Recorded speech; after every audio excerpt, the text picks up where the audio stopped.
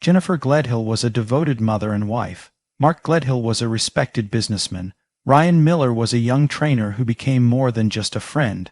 What began as a hidden affair between Jennifer and Ryan soon spiraled into betrayal, obsession, and murder, leaving a quiet suburb shocked and two children without their parents.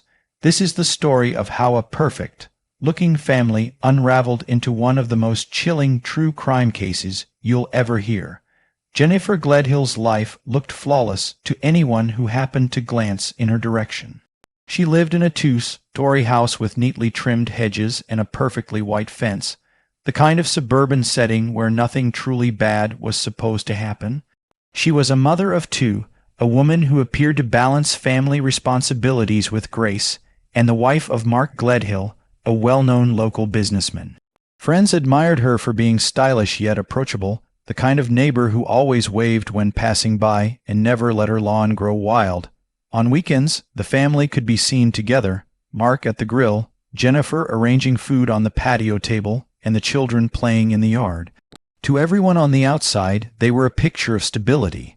But appearances often lie, and behind the closed doors of the Gledhill home, cracks were beginning to spread through the facade. Jennifer was a woman in her late 30s, still strikingly beautiful, with blonde hair that caught the sun and an air of elegance that turned heads wherever she went. She carried herself with quiet confidence, yet inside she felt restless. Mark, her husband of 15 years, had changed. His focus was consumed by work. Endless meetings, business trips, late nights at the office. Conversations between them had become shallow, centered around the children or household tasks. The passion that once burned in their relationship had faded into routine. Jennifer began to feel invisible in her own home, her needs for affection and attention brushed aside in the name of career success. Loneliness crept in slowly, at first just a faint shadow, then something heavier that pressed down on her day after day. She found herself scrolling through social media late at night, envying friends who still posted about romantic getaways or spontaneous gestures from their partners. The more she compared, the more hollow her own marriage felt. Mark seemed content with the silence, as if his version of love was simply providing financially.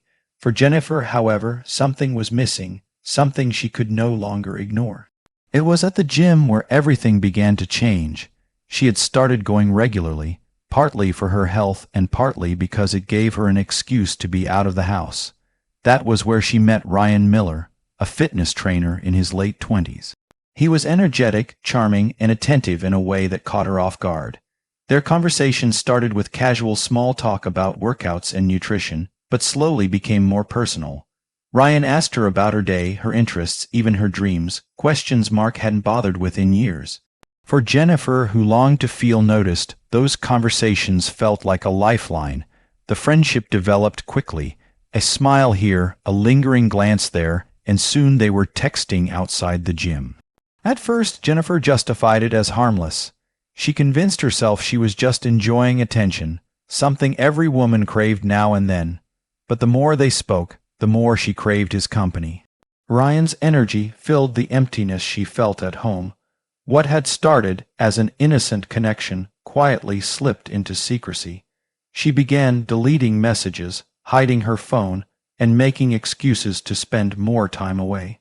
Though Jennifer told herself she still loved her husband, she could not deny the thrill of what she had found with Ryan. Every interaction was charged with excitement, a secret world she could escape into whenever her real life felt suffocating. Yet deep down, she also knew she was playing with fire. If Mark ever discovered the truth, the consequences would be devastating. But desire has a way of silencing caution, and Jennifer allowed herself to fall further into a life that appeared perfect to everyone else, but was slowly unraveling in ways no one could yet imagine. Jennifer's secret affair with Ryan quickly became the most exhilarating yet dangerous part of her life. The more she tried to balance her role as a devoted wife and mother with her newfound passion, the more complicated everything became. She grew skilled at covering her track, erasing text messages, creating excuses for late errands, and leaving subtle lies that she hoped would never be questioned. What she didn't realize was that her behavior had already started to raise suspicions. Mark, though quiet and reserved, was not blind to the changes in his wife. He noticed the way Jennifer guarded her phone, always keeping it face down on the table. He noticed her sudden interest in new clothes, late nights at the gym, and the spark in her eyes that was missing at home. For a man who had built his success on careful observation in business, these signs were impossible to ignore. But instead of confronting Jennifer, Mark remained patient. His silence was not a sign of ignorance but of calculation. He wanted to know the full truth before taking any action. Meanwhile, Jennifer continued to believe she had outsmarted him. She was cautious, but not cautious enough. One evening, while she was in the shower, Mark glanced at her phone and saw a single message light up the screen. A simple heart emoji from Ryan. Though it was small, it was undeniable proof that something was wrong. Mark didn't react immediately. Instead, he waited, letting his suspicions build into certainty. Within days, he contacted a private investigator. He wanted every detail, every fact, every shred of evidence that could confirm his worst fear. The investigator worked quickly, and soon Mark was presented with photographs of Jennifer meeting Ryan outside the gym, phone records showing late-night calls, and even receipts from restaurants where they had shared quiet dinners. The evidence was overwhelming, leaving no doubt in Mark's mind. He had married a woman who had betrayed him, and she was doing it with someone far younger, someone who represented everything Mark no longer was. Jennifer had no idea her husband already knew the truth. She continued her affair with the same reckless thrill, thinking she was clever enough to keep it hidden. Ryan, however, began to grow impatient. He was no longer satisfied with stolen hours or whispered conversations. He wanted more. He pressed Jennifer to leave her marriage, telling her that she deserved better, that they could build a life together free from lies. Jennifer listened but hesitated. The thought of leaving Mark terrified her. Divorce would not only damage her reputation but also risk her financial stability and custody of her children. She had built her life around comfort and security, and giving it all up for Ryan was a step she wasn't sure she could take.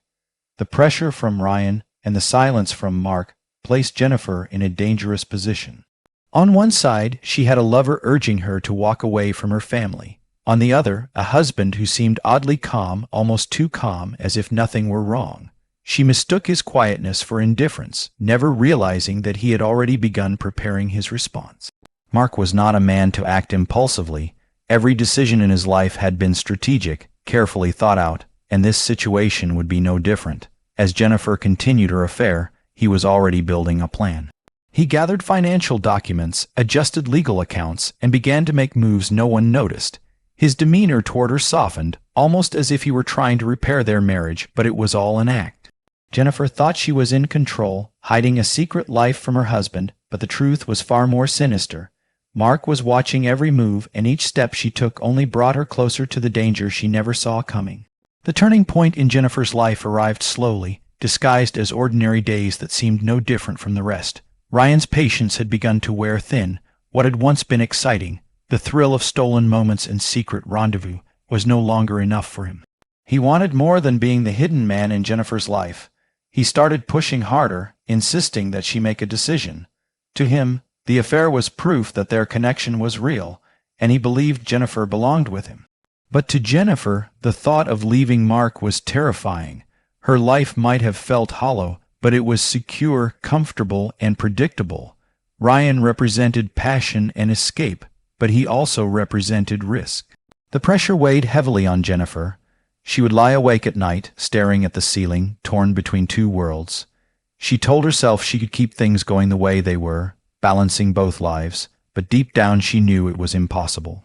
Ryan was becoming restless, and Mark was becoming distant in a way that unsettled her. She noticed his quiet calm, the way he no longer asked where she was going or when she would be home. At first, she welcomed the freedom, thinking he had simply grown indifferent, but over time the silence became unnerving. It was as if he knew something, as if he was waiting for her to make a mistake. Mark's calmness was not apathy, it was preparation. Every day he worked to put his affairs in order, moving money into accounts Jennifer couldn't access, securing ownership of properties, and adjusting his will. Outwardly, he appeared steady, even kind, asking about her day and speaking gently to the children. But inside, anger churned like a storm. He replayed the images from the investigator over and over, Jennifer smiling at Ryan, leaning close to him, laughing in ways she hadn't laughed with Mark in years. The betrayal cut deeply, and his silence was his weapon. Jennifer, blinded by her own tangled emotions, continued meeting Ryan. She confessed to him that she was afraid of losing her children if she divorced, and that fear kept her rooted in her marriage. Ryan, however, became frustrated. He began reminding her that secrets couldn't last forever, that Mark would eventually find out, and when he did, the fallout would be catastrophic. Jennifer assured him she could handle it, but her words lacked conviction. The pressure of her double life was becoming unbearable, yet she was unable to let go of either man. One late summer evening, Mark surprised her.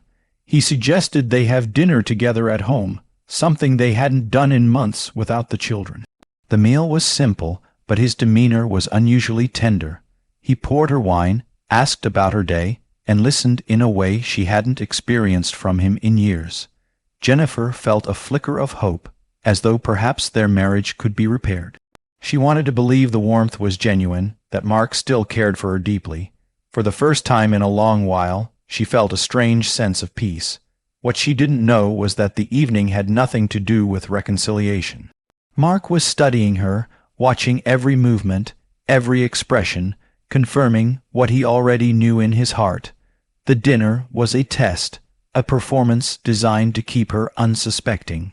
Jennifer walked away from that night thinking her husband was ready to rebuild, but in reality he was sealing his decision.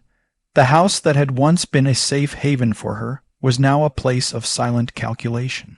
In the days that followed, the tension grew sharper, though Jennifer could not quite name it. Ryan's demands became louder, Mark's quietness more chilling, and she was trapped between them with no clear escape. The choices she had made were closing in on her, and the illusion of control she once believed in was unraveling quickly. Every step forward felt like walking deeper into a storm, one she did not yet realize would soon end in tragedy. The quiet suburb where Jennifer lived was jolted awake on a warm evening when her car was found abandoned on a side street just a few miles from her home. At first glance, it didn't appear unusual, an empty vehicle parked near the curb. But when a passer-by noticed the faint smell coming from the trunk and called the police, the scene shifted from ordinary to horrific. Inside the trunk, detectives discovered Jennifer's lifeless body. She was still dressed in the clothes she had worn earlier that day, and her face bore the expression of someone caught between fear and shock. The discovery sent ripples of fear and disbelief through the community. People who once admired the Gledhill family now whispered about secrets and betrayal, wondering how such tragedy had unfolded so close to their own quiet lives. The investigation began immediately. At first, suspicion naturally fell on Ryan Miller. His relationship with Jennifer was no longer a secret. He admitted quickly to police that they had been romantically involved. The detectives pressed him on his whereabouts, searching for signs of guilt. Ryan explained that he had last seen Jennifer 2 days earlier and insisted he had nothing to do with her death. Still, the affair gave him motive in the eyes of the law, and for a short time he became the prime suspect. Yet as the evidence began to unfold, attention shifted elsewhere. Forensic teams combed through Jennifer's car, carefully dusting for prints and documenting every detail. What they found told a different story than the one Ryan was connected to. On the latch of the trunk, detectives identified fingerprints that belonged to Mark Gledhill. Surveillance cameras from a gas station near the street where the car was discovered revealed an unsettling sight. Footage of Mark himself driving Jennifer's vehicle late at night. The timestamp matched the approximate window when police believed the murder occurred. These findings painted a chilling picture. Investigators began to reconstruct the events. They believed Mark had confronted Jennifer at home, likely in a moment that appeared calm and ordinary on the surface. The absence of forced entry, broken furniture, or signs of a violent struggle suggested that she had trusted him enough to go with him willingly. Somewhere along the way, the situation turned fatal. Whether it was a sudden act of rage or the execution of a long, planned decision, Jennifer's life ended at the hands of her husband. The methodical steps taken afterward only deepened the horror. Moving her body into the trunk of her own car, driving it across town under the cover of night, and abandoning it on a street where it might go unnoticed for days, all suggested cold calculation. There was no sign of panic, no sloppy mistakes. Everything pointed to a man who had prepared himself, who had decided that betrayal would not go unpunished. As news spread, neighbors struggled to reconcile the man they had waved to in driveways and greeted at block parties with the husband now accused of murder. Parents who once allowed their children to play with the Gledhill kids whispered nervously, trying to shield them from the gossip. The community that had seen Jennifer and Mark as an enviable couple was now left reeling in disbelief. The police, however, had little doubt. The evidence was undeniable, and as the pieces came together, the focus of the investigation shifted entirely. Mark Gledhill, once respected as a successful businessman and devoted father, was no longer a grieving husband in their eyes. He was the prime suspect in his wife's brutal and carefully orchestrated murder. Mark Gledhill's arrest sent shockwaves through the quiet suburb. The man who had once been praised for his success and admired for his calm, disciplined demeanor was now being led into court in handcuffs, accused of killing his wife in cold blood. The story gripped the media, with reporters camped outside the courthouse and neighbors giving interviews about the family they thought they knew. To the outside world, it seemed unimaginable that Mark, the polished businessman, could commit such a brutal act. But inside the courtroom, the evidence painted a picture that was difficult to dispute. The prosecution laid out their case carefully. They showed the jury the surveillance footage of Mark driving Jennifer's car on the night she disappeared, a detail he could not deny. They presented photographs from the private investigator he had secretly hired, illustrating the months of suspicion that led him to discover her affair. They called forensic experts who testified about the fingerprints found on the trunk latch, a crucial piece of evidence that tied him directly to the crime scene. Piece by piece, the story unfolded. A man betrayed, a husband consumed by anger, and a carefully planned act of revenge that ended in murder. Ryan Miller, the younger man at the center of the affair, was brought to the stand. His testimony was uncomfortable and deeply personal, but it was necessary. He admitted to the affair, describing how Jennifer confided in him about her fears and her hesitation to leave her marriage. He revealed how she seemed trapped between two lives and how, in the final weeks, she was more anxious than ever. Though Ryan was not accused of any crime, his presence in the courtroom was a reminder of the affair that had ignited Mark's rage. His testimony gave the jury insight into Jennifer's state of mind before her death, but it also underscored the pressure Mark must have felt when he realized the full scope of his wife's betrayal. The defense, however, fought hard to shift the narrative. They argued that there was no direct evidence of Mark killing Jennifer, only circumstantial details that pointed to suspicion. They painted him as a husband devastated by his wife's affair, a man who had lost control in a moment of unbearable heartbreak. They suggested that perhaps someone else could have been involved, even hinting that Ryan's testimony was self-serving, but the jury was not convinced. The calm and meticulous nature of Mark's actions, the movement of money, the silence he kept, the way he staged the abandonment of her carded, not suggest a man who lost control. They suggested a man who had planned his response long before he carried it out. When the verdict was read, the courtroom was silent. Mark Gledhill was found guilty of first-degree murder. The judge sentenced him to life in prison without the possibility of parole, declaring that his actions had been deliberate and cruel. His expression remained cold and steady as the sentence was delivered, the same calm that had hidden his intentions until it was too late. For the Gledhill children, the outcome was devastating. They had lost their mother to murder and their father to prison, leaving them adrift in the aftermath of tragedy. The community, too, was shaken. The family they had admired had been shattered from within. a chilling reminder that even the most perfect appearances can conceal the darkest secrets. Jennifer's case lingered in public memory as a symbol of betrayal, rage, and the dangers of hidden lives. The story of her murder became more than just a headline. It became a cautionary tale, whispered in quiet conversations about how love, when twisted by deceit and revenge, can end in the most unthinkable way.